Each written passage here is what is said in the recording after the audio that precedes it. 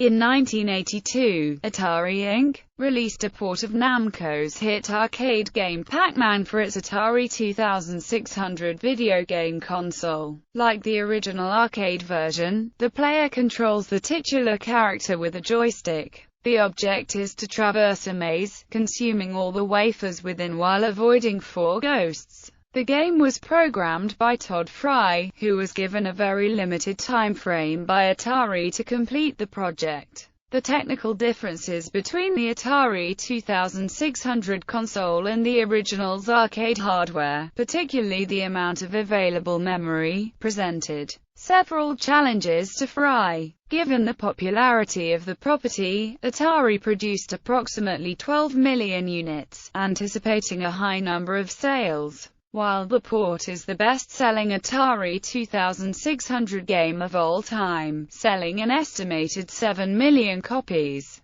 and was the best-selling home video game of all time when it was released, critics focused on the gameplay and audio-visual differences from the arcade version. Initially, the port boosted the video game industry's presence in retail. It was followed by Atari 2600 ports of Pac-Man's arcade sequels. Gameplay: Pac-Man is a version of the original arcade game, which Namco released in 1980, and features similar gameplay. The maze has a landscape orientation. The warp tunnel is located at the top and bottom as opposed to the sides. The screen consists of 126 dashes. The ghost box is square with the door on the right side. The 4 ghosts start in the box one on top of the other. The point values of items are much lower. The prize at the bottom of the ghost box is a square called a vitamin worth 100 points. It behaves like a regular fruit. However, if Pac-Man loses a life when the vitamin is shown, the vitamin may not be necessarily forfeited. The player uses a joystick to navigate the round, yellow titular character, which starts each game at the center of a maze. The goal is to eat wafers scattered throughout the maze by moving Pac-Man over them while avoiding 4 ghosts. Each time Pac-Man comes into contact with a ghost, he dies, losing a life and reappearing at the center of the maze. When Pac-Man runs out of lives, the game ends. The game starts with 4 lives and a bonus life is earned at each cleared maze. The ghosts are avoided when they are white.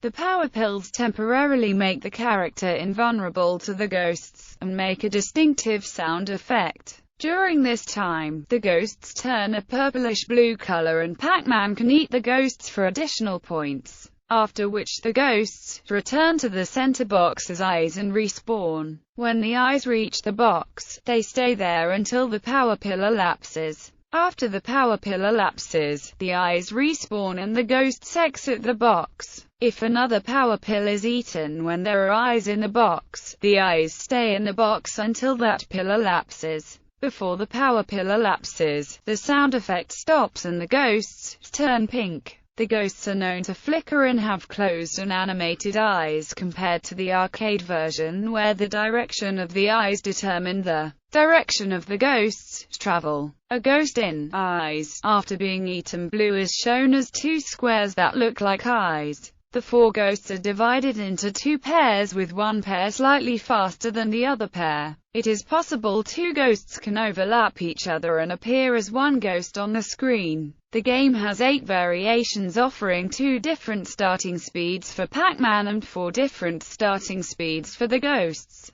The ghosts get slightly faster each subsequent round, but Pac-Man stays at the same speed. The A-B difficulty switch can be used. In the A position, the power pills effects do not last as long. Development: in the late 1970s, Atari acquired the rights to produce home versions of Namco's arcade games. After Pac-Man proved to be a success in the United States, Atari decided to produce a home port for its Atari 2600 console. The company believed the conversion would be simple because the arcade success was attributed to the gameplay rather than impressive visuals. Development took around 4 months. The process started in May 1981 and finished in September. At the time, Atari projected 10 million consoles were still actively used by video game enthusiasts. Atari decided to produce 12 million game cartridges, anticipating every Atari 2600 owner would purchase the game. While 2 million new customers would purchase the system to play it, management predicted sales would reach at least $500 million.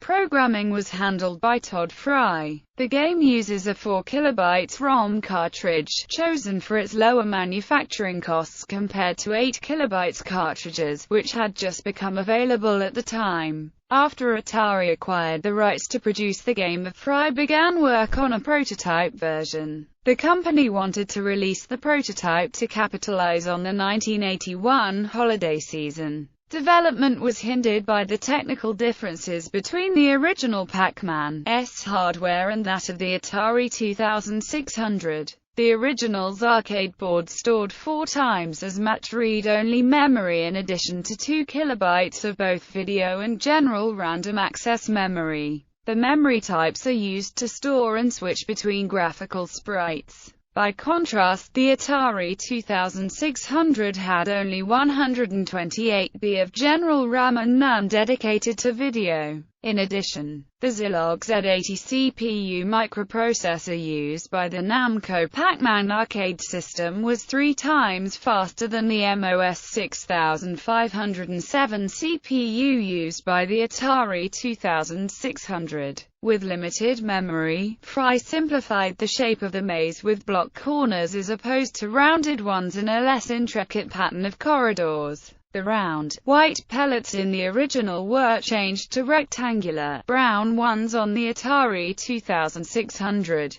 This change was to consolidate resources by using the same sprite used to create the walls. To achieve the visual effect of wafers disappearing after Pac-Man eats them, the console redraws the entire maze and wafers, excluding those that had been eaten. To accommodate technical limitations, the sprites were animated differently. The Pac-Man character sprite as well as the maze and wafers sprites are drawn every frame, while the 4 ghosts are drawn at intervals. The 4 different ghosts take turns displaying on the screen and only one ghost is present at any given time, which creates a flickering effect. This effect takes advantage of the slow phosphorescent fade of court monitors and the concept of persistence of vision, resulting in the image appearing on screen longer than once every 4 frames. After seeing the game of Coin Division, marketing manager Frank Balluz informed Ray Kasser, Atari's president and CEO, that he felt enthusiasts would not want to play it.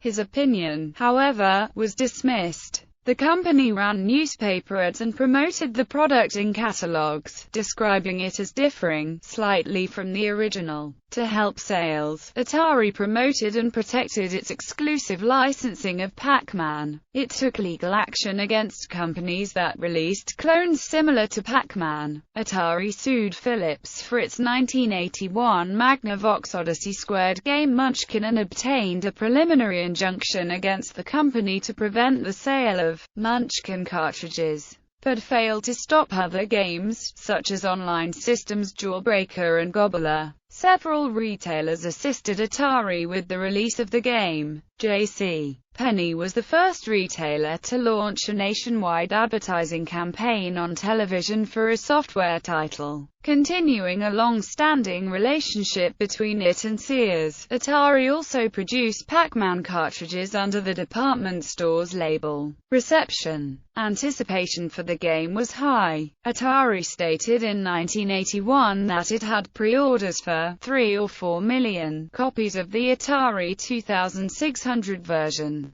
Goldman Sachs analyst Richard Simon predicted the sale of 9 million units during 1982, which would yield a profit of $200 million. Pac-Man met with initial commercial success, selling 7 million copies and eventually becoming the best-selling Atari 2600 title. Fry reportedly received 10 cents in royalties per copy. More than 1 million of those cartridges had been shipped in less than 1 month, helped by Atari's $1.5 million publicity campaign. However, purchases soon slowed down. By summer 1982, unsold copies were still in large quantities. Many buyers returned the games for refunds, and Atari was left with 5 million excess copies in addition to the returns. By 2004, the cartridges were still very common among collectors and enthusiasts, though the Sears versions were rarer, and priced at low amounts. Critics negatively compared the port to its original arcade form, panning the audiovisuals and gameplay. In 1983, Creative Computing Video and Arcade Games reviewer Danny Goodman commented that the game fails as a replica of its arcade form. Conversely, he stated that such criticism was unfair because the hardware could not properly emulate the arcade game. Goodman further said that the port is a challenging maze game in its own right, and it would have been a success if fans had not expected to play a game closer to the original. That year, Phil Wiswell of Video Games criticized the game's poor graphics, mockingly referring to it as flickermin, while Softline questioned why Atari opposed Pac-Man clones when the 2600 version was less like Midway's original than any of the pack of imitators. In 1998, Next Generation magazine editors called it the worst coin-op conversion of all time, and attributed the mass dissatisfaction to its poor quality. In 2006, IGN's Craig Harris echoed similar statements and listed it as the worst arcade conversion, citing poor audiovisuals that did not resemble the original. Another IGN editor, Levi Buchanan, described it as a disastrous port, citing the color scheme and flickering ghosts. Skylar Miller of All Games said that although the game was only a passing resemblance to the original, it was charming, despite its many differences and faults. Ed Logg, a former lead designer at Atari, considered the development a rushed, lousy effort. Fry did not express regret over his part in Pac-Man's port and felt he made the best decisions he could at the time. However, Fry stated that he would have done things differently with a larger capacity ROM. Video game industry researchers Nick Montfort and Ian Bogost attribute the poor reception to the technical differences between the 1977 Atari 2600 console and the 1980 arcade hardware used in Pac-Man cabinets. They further stated that the conversion is a lesson in maintaining the social and cultural context of the original source. Montfort and Boggis commented that players were disappointed with the flickering visual effect, which made the ghosts difficult to track and tired the player's eyes. The two further said that the effect diminishes the ghosts' personalities present in the arcade version. Chris Kohler of Wired commented that the game was poorly received upon its release and in contemporary times because of the poor quality.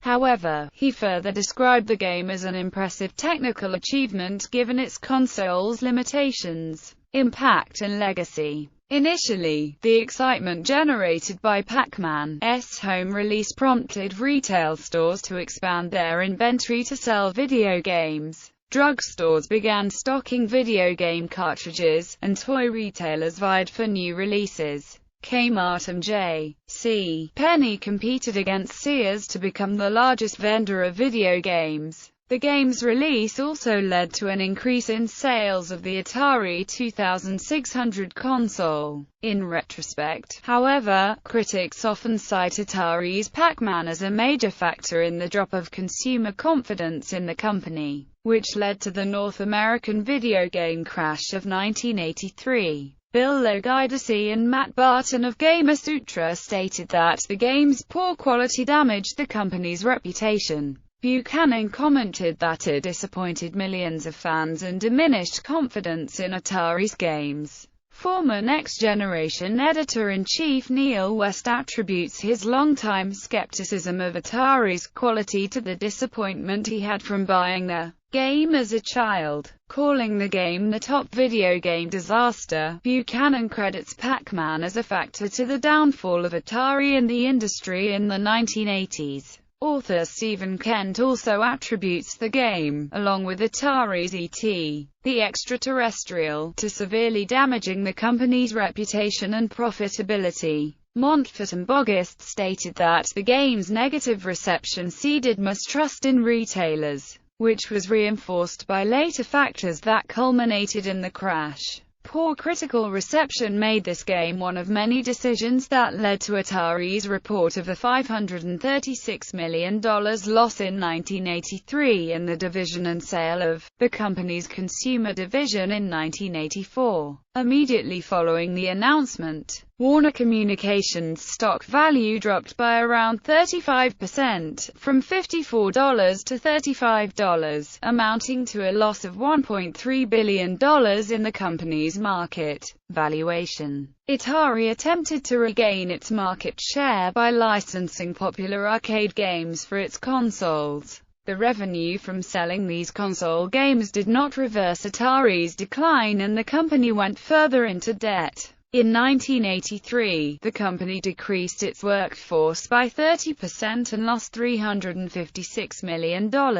In late 1982, Atari ported Pac-Man to its new console, the Atari 5200. This version was a more accurate conversion of the original arcade game and was a launch title for the console, along with 11 other games. The port was also followed by conversions of Pac-Man's arcade sequels, Ms. Pac-Man and Junior Pac-Man, for the Atari 2600. Both were better received than Atari's first Pac-Man title. Ms. Pac-Man, for example, features a larger ROM cartridge and addressed many critics' complaints of Pac-Man.